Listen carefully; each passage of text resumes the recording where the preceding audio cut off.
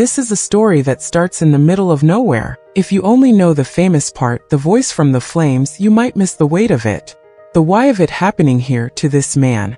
So let's start where the Bible does. Not with a miracle, but with a man who thought his life's big story was over. His name is Moses. And by the time we meet him in Exodus chapter 3, he's been living in exile for 40 years. He was once a prince of Egypt, raised in Pharaoh's palace. But after trying to defend a Hebrew slave and killing an Egyptian, he had to flee for his life. Now he's a shepherd.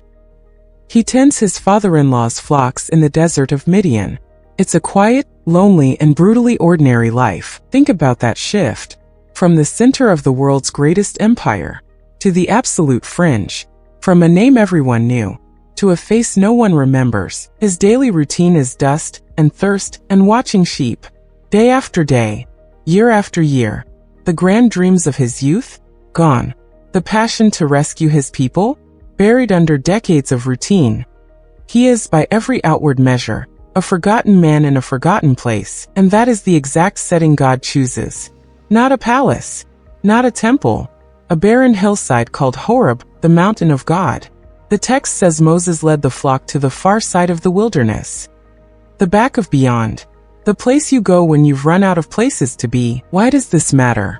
Because the core tension of this whole event is right here. How does a divine message of global liberation find its messenger? In a retired shepherd doing his daily chores? The Bible is setting up a stark contrast. On one side, the crushing weight of human failure and faded potential. On the other, the unstoppable, interrupting grace of God that doesn't consult our resumes. Moses isn't looking for a sign. He's just doing his job. So as we begin, hold that picture. A man defined by what he lost. A landscape defined by what it lacks. Silence, broken only by the wind and the bleating of sheep. It feels like the last place anything important would ever happen. But that's the point. God specializes in calling people who feel used up, and speaking into places that feel empty. The stage isn't just set for a miracle. It's set for a total reversal. Before the fire appears, we need to feel the ordinary weight of this day. To understand that Moses isn't poised for revelation. He's just trying to find a scrap of grass for the sheep. His mind is on water sources and predators, not prophecies. That's your invitation ground for this whole experience. We're not starting with the supernatural. We're starting with the deeply human. Because the power of what comes next isn't just in the flame. It's in the fact that the flame finds him here. The ordinary is about to be shattered. The quiet is about to be broken by a name that changes everything. And it all begins when something on the hillside refuses to burn down, and then in that vast, silent emptiness, something refuses to be ordinary. It's not just a fire. It's a fire that doesn't burn. This is the first crack in reality Moses sees. The first sign that the rules of this wilderness, the rules of everything, are being suspended by a higher authority. Think about what that would do to your mind. Fire consumes. It's what fire does. It's a one-way transaction. Fuel in, ash out. But this is a sustained contradiction. A miracle that isn't a spectacle for a crowd, but a private, impossible display meant for one man's eyes only. God doesn't appear in a whirlwind that tears the mountain apart. He doesn't manifest as an earthquake that swallows the flock. He chooses a sign that is utterly awe-inspiring, yet strangely mercifully safe to approach. The fire doesn't threaten Moses. It invites him. It says, look, something beyond your understanding is happening here. Come and see. It's divine power wearing a disguise of approachability. The holiness is absolute, but it's not immediately destructive. This is crucial. The God of the Bible is holy, so holy that to see him fully would be lethal. But he is also a God who wants to be known. So he veils his unbearable glory in a form that can be witnessed. First, a bush that burns but is not consumed. Later, a man, Jesus, who contains the fullness of deity in a body that can be touched. The method is the same, condescending grace. So Moses turns aside. Exodus 3 verse 3 says, I will now turn aside and see this great sight, why the bush is not burned. His curiosity is the hook. The miracle has his attention. But the voice is what will change his life. The fire was the billboard. The voice is the conversation. And the fact that God speaks from the fire ties the two together forever. The voice has the authority of the miracle. It's a voice that commands stars and stops suns. Now speaking from a humble shrub to a shepherd. This is where the encounter shifts from observation to confrontation. The spectacle was to make him look. The voice is to make him listen. And what it says will dismantle every assumption Moses has about his past, his future, and the God of his fathers. The ground beneath his sandals is about to be declared holy. The routine of his days is over. Because when God speaks from a fire that doesn't consume, he's demonstrating a fundamental truth. His presence transforms the ordinary into the sacred without destroying it. He can inhabit a moment, a life, a calling, and fill it with divine power without annihilating the person he's chosen. The bush remains a bush. Moses will remain Moses, but nothing will ever be the same. The fire that does not consume is the perfect picture of a God who enters our story not to obliterate us, but to commission us. And the commissioning begins with a name, and from that fire, a voice speaks. It's not a voice of thunder, not a roar that shakes the mountain, at least not yet. It's a voice that carries the weight of the universe, yet speaks a name. I am the God of your father, the God of Abraham, the God of Isaac, and the God of Jacob. Think about what Moses hears in that first sentence. He's expecting something, a command, a warning, a sign to interpret. But God starts with identity. He starts with connection. He anchors himself in the story Moses already knows, the story of the promises made to his ancestors. This isn't a new God showing up. This is the God, the covenant-keeping God, breaking 40 years of silence. And then Moses does what any of us would do. He hides his face. He's afraid to look. The holiness is too much. And in that moment of human fear meeting divine presence, God declares his mission. I have surely seen the misery of my people in Egypt. I have heard them crying out, and I am concerned about their suffering. So I have come down to rescue them. This is the turning point of history. God isn't just observing. He isn't offering philosophical comfort. He declares he has seen, he has heard, he is concerned, and he has come down. This is a God who enters the pain. And he's telling Moses, I am about to act. But Moses has a question. A logical, terrified, utterly human question. When he goes to the Israelites, this beaten down, hope-starved people, and says, the God of your fathers has sent me, what will they ask? What is his name? They'll need to know who has finally come for them. And here, God gives the answer that defines everything.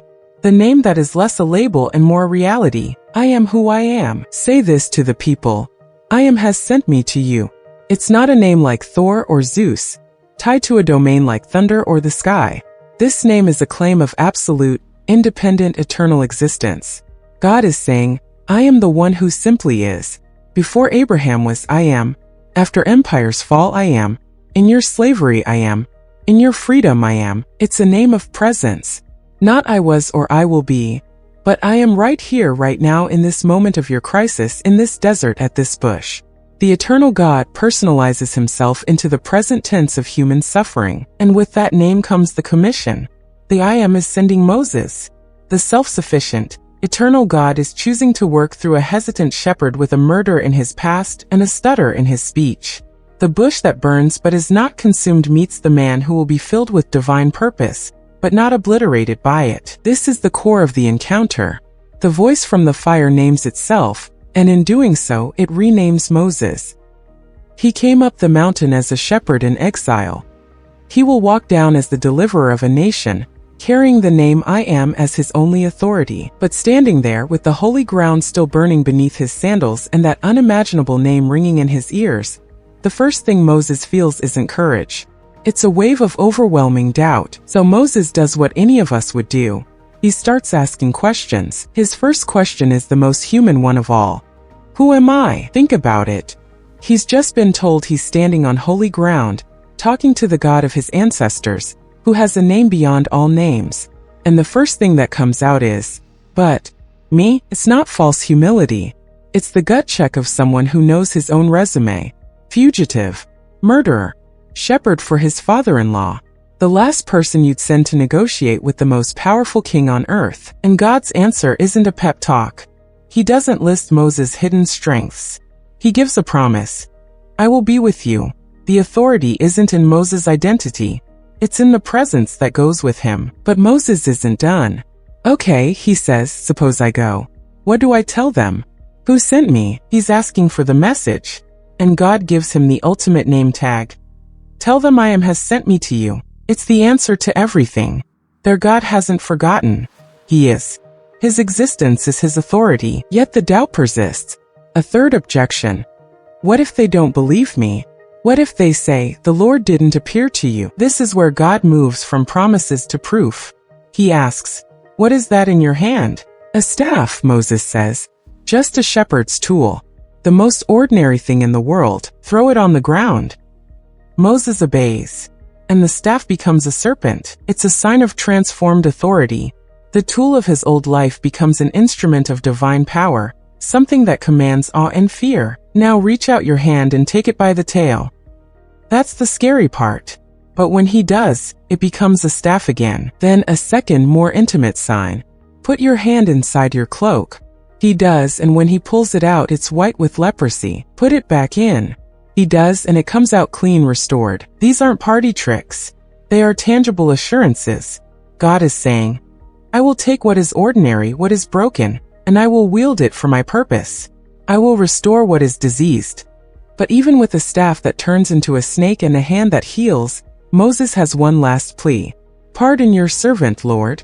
I am slow of speech and tongue. It's his final retreat into his perceived inadequacy. And God's response is the ultimate promise, the one that undergirds every other answer. Who gave human beings their mouths? Is it not I, the Lord? Now go. I will help you speak and will teach you what to say. The questions are over.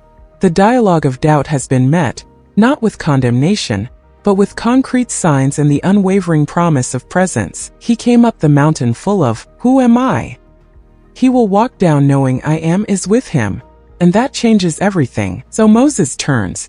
He leaves the fire that does not consume, the voice that named itself. He walks down the mountain, back into the dust and heat of the wilderness. But he is not the same man. The shepherd's staff in his hand is no longer just a tool for guiding sheep. It is now a symbol of divine authority. The ground he walks on is no longer just exile. It is now holy ground.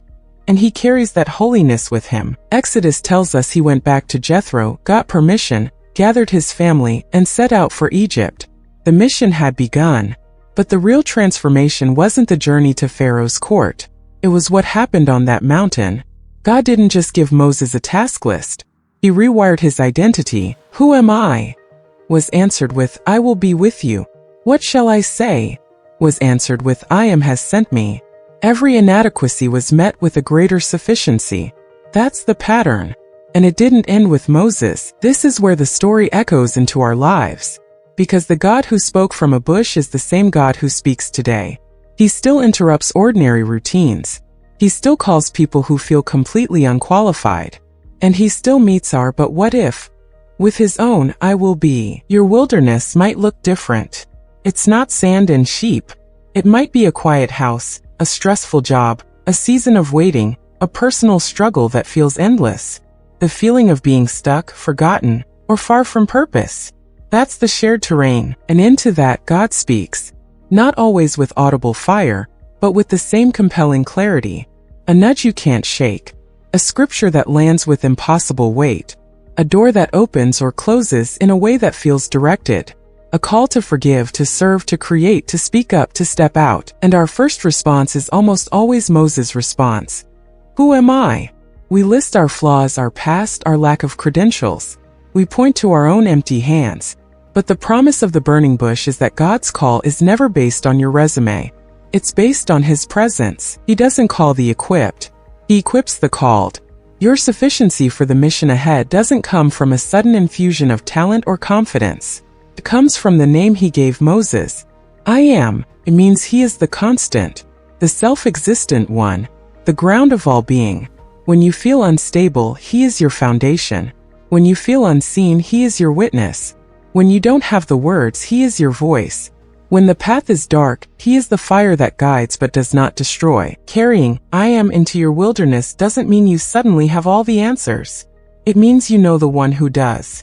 It means your identity shifts from I am a shepherd in Midian to I am a child of God, sent with his authority. accompanied by his presence. Moses walked down that mountain afraid. He would face Pharaoh's resistance, the people's doubt, his own stutter. But he walked with a new name on his lips and a new power in his staff. The mission was daunting, but the source was undeniable. So what's your next step? Probably won't be confronting a king. It might be a conversation you need to have, a kindness you need to show, a dream you need to finally pursue, a no you need to say, a yes you've been avoiding. You don't need the whole map. You just need to trust the voice. Take the staff you already have, your skills, your story, your ordinary life, and offer it. Then watch as the holy ground of God's purpose unfolds beneath your feet. The bush burned to get Moses' attention, but the fire was never meant to stay on the mountain. It was meant to travel with him, a holy flame in the heart of a prophet, all the way to the Red Sea and beyond. That same fire is offered to you, not to consume you but to commission you, to send you from your own mountain of encounter, back into your world, carrying the name that changes everything. I am, and you are his.